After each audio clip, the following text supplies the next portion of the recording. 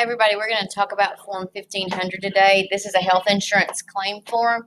It is a form that is used on for every type of insurance billing. This is a PDF form that you can actually fill and share, as you can see. So if you look up here, you've got, if we look at this information, a lot of times this will come in a form that is electronic for you, but sometimes servers go down, software goes down, and you actually have to fill these out by hand. So these are the things that as a healthcare professional you may be filling out, whether you're working in the back office as a medical assistant or you're working now we're not going to look at this first top portion up here, the Department of Labor and Industries. This would be specific to your facility right there at the very top. This part here, that would be specific to your facility. But what you're going to see here are the parts that you guys have to fill out. So as you can tell, it says Medicare, which you know is government insurance, Medicaid, which is state insurance, TRICARE, and CHAMP VA. Those are for military, group health, and then we have a couple of other options. Now, as you can tell, this form is used for every type of insurance possible.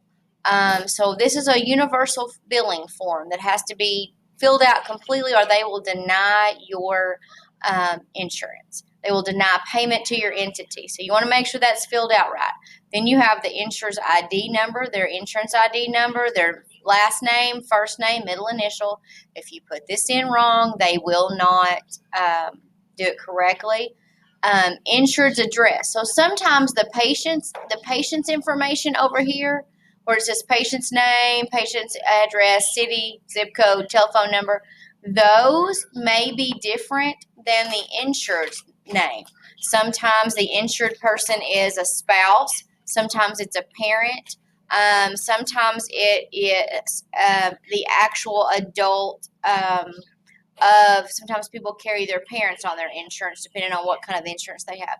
So be sure that you fill these out correctly for whoever the patient is and whoever the insured is. Because what happens is they run these against each other to make sure the appropriate name and date of birth of the patient is listed on the insured's on the person who's insured's insurance information.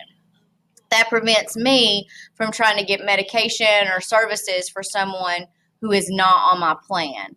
Also, right here, self, spouse, child, other. That has to match what the insured person is paying for. Then you're going to put their group number, the insured person's date of birth. We're going to look at, and I will show you guys my insurance card today so you can see that. This is other insured's name. So say it's a policy for both people, or it's a secondary insurance. Maybe the patient has Medicare and group health insurance. You're only going to fill out one form because sometimes other insured's name may be the same, but they have a specific thing going on. So the condition or is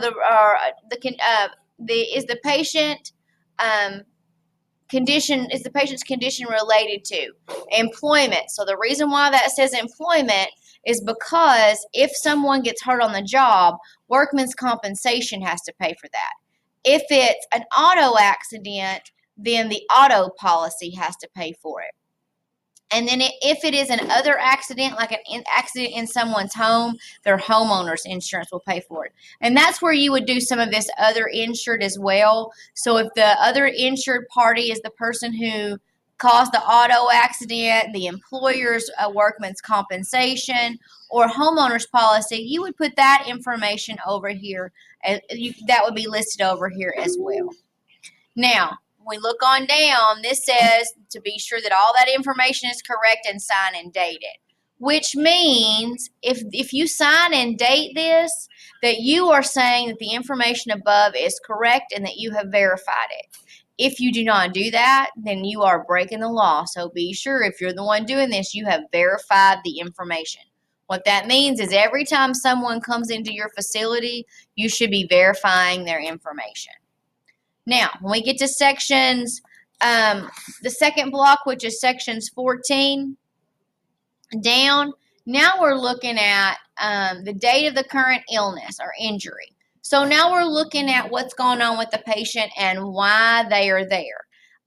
What's going on? Have they been hospitalized related to those services? So that means if someone is coming out of the hospital and they're bringing prescriptions or prescriptions have been faxed over, you got to give that information there.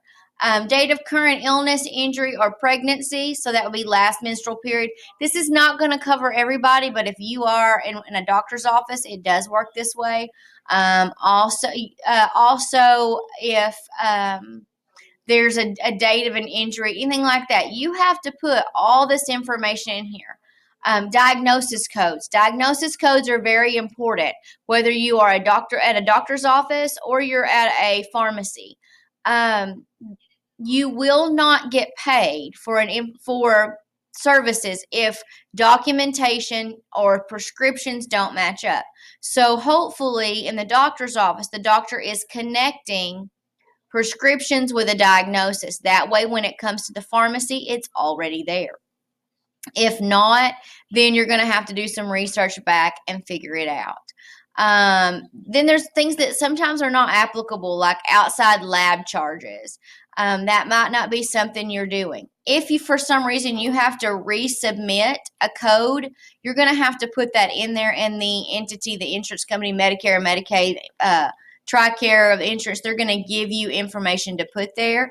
And then the original reference number is your original number that you got when you billed it the first time.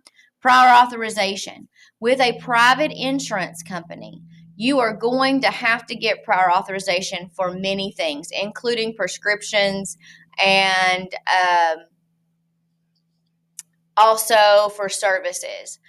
Most of the time, the doctor has to send in documentation related to this, or the doctor's office does, so you may have to get that prior authorization through the facility, and then they send that information over to you. Dates of service, when you fill the script, what day were they seen? Most of the time, that's a one-day thing unless it's a hospitalization. Procedure, services, and supply. So those are going to be CPT codes and HCPCS codes and modifiers, and we will talk more about those later.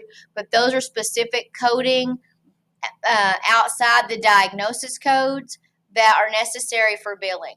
Also, they want to know how much that patient paid you. So if they paid their 20%, they paid their 80%, their 50%, whatever is necessary, you're going to have to put that in there. Then the next section, this 1, 2, 3, 4, 5, and 6, this is for providers. An NPI number is a national provider identification. Every doctor, pharmacy, home health agency, anybody who receives any kind of medical funding, which means if they get bill insurance, if they bill Medicare, Medicaid, any TRICARE, CHAMP VA, they have to have a national provider identification number. And what that's for is so that they are able to ensure that they can connect services with whoever's billing. The information to the left is where you put their last name, their first name, their middle initial. So you want to be sure that's filled out. If that's not there, you don't get paid. Their federal tax ID, you have to put their tax ID in there. You have to put their then the patient's account information. So if they have a medical ID number with you, like a record number, that needs to go in this box here. This is for government claims. So that would mean if it was accepted and the assignment was done. So that means if you got prior authorization. The total charges go here. So if the doctor's office visit was $225, that goes here, and the patient paid $100 towards their deductible, that goes there. This is left blank. Now, most facilities, like I said, they have this done electronically, but then there has to be signatures, dates, all that kind of stuff that go on that form. Seems relatively simple. You just have to make sure all of the information is correct, and we're going to practice filling some of these out. So just be sure that you're ready for that and that you complete your patient bill of rights today. Thanks, everybody, and have a good day.